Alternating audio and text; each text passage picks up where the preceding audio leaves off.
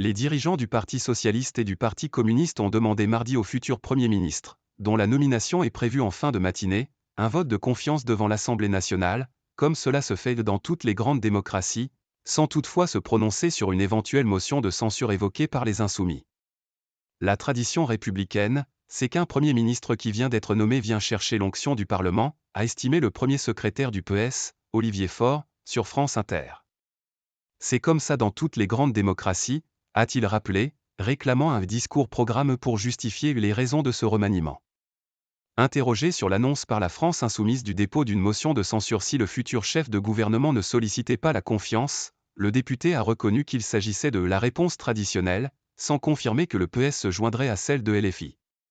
Quand le Premier ministre ne vient pas se présenter et ne sollicite pas la confiance, il y a une motion de censure qui permet de dire qui est dans l'opposition et qui est dans la majorité, s'est-il contenté de répondre, y voyant l'évidence, qu'il faut qu'il y ait un vote de confiance.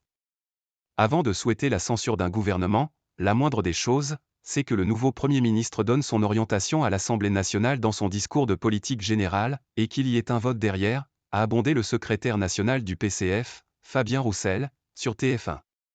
Il a également souhaité que ce nouveau Premier ministre s'engage à ne plus utiliser le 49.3, qui s'est abattu 23 fois sur l'Assemblée nationale et nous a privés de vote sur des sujets essentiels, comme la retraite à 64 ans. La chef des députés insoumis Mathilde Panot avait annoncé lundi juste après la démission d'Elisabeth Borne, qui n'avait pas sollicité la confiance du Parlement, que son groupe déposerait une motion de censure si son successeur faisait de même. Le président Emmanuel Macron ne dispose depuis 2022 que d'une majorité relative au Palais Bourbon. Cette motion de censure, qui nécessite la majorité absolue, soit 289 voix, doit clarifier qui soutient le gouvernement et sa politique si dure pour les faibles et si généreuse pour les puissants, et de l'autre côté, qui s'oppose à cette politique, a expliqué l'eurodéputé LFI Manon Aubry sur Sud Radio.